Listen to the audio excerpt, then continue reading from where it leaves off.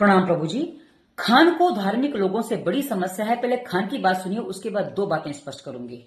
जिस दिन भारत धार्मिक लोगों के हाथ में आएगा, पहला निशाना बनेंगे दलित, छोटे जाति के लोग। पहला निशाना याद रखो, जब संविधान नहीं था, जब अंग्रेज नहीं थे, जब मुगल नहीं थे, ना दिल्ली सल्तनत का राज था, ना मोहम्मद बिन कासिम आया, ना गौरी आया, ना गजनबी आया, ना बाबर आया, ना दलहौजी आया। अब जाओ गुप्ता काल में, जाओ पुराने काल में, दलितों के पीछे बोरा बांध दिया जाता था। जब वो चलते थे तो फिर उस पीछे बोरा जो रहता था वो उनके कदमों के निशान मिटाते थे। आगे घड़ा बांधा जाता था कि हल्का सा कहीं थूक या पसीना ना गिर जाए, उसमें हो जाए। जाओ उस काल में जब यहाँ कोई विदेशी आक्रमणकारी नहीं होता था। याद करो, वहां पे दलित महिलाओं को त्रावणकोर में स्तन ढकने की इजाजत नहीं थी और नीचता की हद थी। स्तन अगर छोटा रहेगा तो कम टैक्स, स्तन बड़ा रहेगा तो ज्यादा टैक्स। सोचिए, नीचता की हद हो गई थी। अब पहली बात आपको स्पष्ट कर दूं कि जो भारत में दलित शब्द आया था ना, ज्योतिराव फुले पहली बार उसको लेकर आए थे 19वीं सदी में, और 20वीं सदी में भीमराव अंबेडकर जी ने जब कानून लिखा तो उसमें इसका प्रयोग किया गया।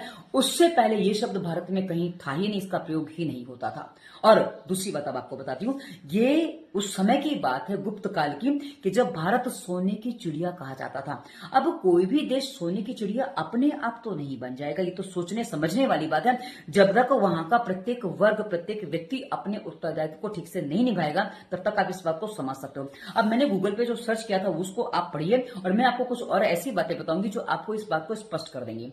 मित्रों, गुप्त काल वो काल था जब प्रत्येक व्यक्ति अपने उत्तरदायित्व को ठीक से निभा रहा था, और उस समय जो वर्ण व्यवस्था थी वो जातिगत जन्मना नहीं थी, बाकी कर्मना थी। अब कर्मना जो व्यवस्था थी, तो आप जो सीख रहे हैं, जो पढ़ रहे हैं, जो कर रहे हैं, उससे अनुसार आपकी उस समय की वो वर्ण निर्धारित होता था, जाति नहीं, वर्ण निर्धारित होता था। अब आपको बताऊं, जो राजा थे वो अपना उत्तरदायित्व उस समय ठीक से निभा रहे थे। राजा के साथ क्षत्रिय भी लगे थे जो राष्ट्र की रक्षा करते थे। यानी कि जब वो अपने काम को ठीक से कर रहे थे, तो जनता की बाकी जो लोग थे, जो बाकी काम करने वाले थे, वो सब अपने उत्तरदायित्व को ठीक से निभाते थे। उसके बाद दूसरा स्थान किसानों का था। क्योंकि किसान जो है ना, अच्छी खासी उपज करके भारत को समृद्ध बना रहे थे। अब भारत में से कितने प्रकार के अनाज, दलहन और मसाले जो है वो विदेशों में व्यापार के ले जाते थे, जिससे भारत को अच्छा खासा राजस्व मिलता था। भारत उसी के आधार पर सोने की चिड़िया बनता था। उसके अलग आगे भी कुछ चीजें आएंगी, पर ये एक बहुत बड़ा आधार था, और इसी से भारत की समृद्धि भी थी। किंतु उस समय एक बात और थी मित्रों, कि सबके अपने अपने काम बटे हुए थे। तो जब सबके पास अपने अपने काम हैं,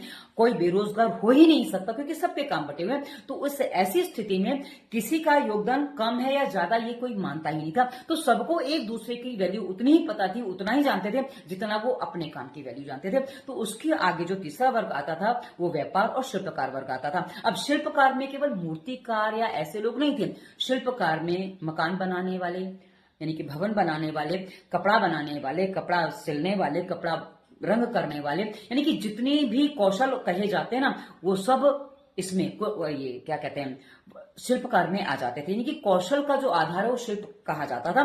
तो उस रूप में ये सारे के सारे जितने आज हम एसटी एससी में देखते हैं, वो सारे के सारे हमारे शिल्पकार व्यापारी वर्ग में आते थे, और वहां से उनको एसटी एससी न जाने कहां कहां डाल दिया गया। अब आपको आगे बताऊं कि उसके आगे और जो देश होता है ना, उसका साहित्य भी उसके लिए बहुत बड़ा महत्व रखता है। तो उस रूप में देश के जो उस समय नवरत्न कहे गए हैं ना, तो उसमें जैसे कालिदास जैसे नवरत्न थे, ये उसी समय की बात है। तो आप माने कि उनके पीछे भी धन खर्च होता था, क्योंकि वो राज्य की समृद्धि को दिखाते थे। तो इस रूप में भारत में वर्ण व्यवस्था थी, ना कि जाति व्यवस्था। तो अब आप एक बताइए ना, कि जहां सबके पास अपने अपने काम बटे हुए हैं, तो कोई बेरोजगार नहीं है, पहले मैंने बता दिया। और जब काम बटे, तो उसके समय में कहां किसके पास इतना समय कि भाई तुम छोटे हो, तुम बड़े हो, तुम ये करो, तुम वो करो।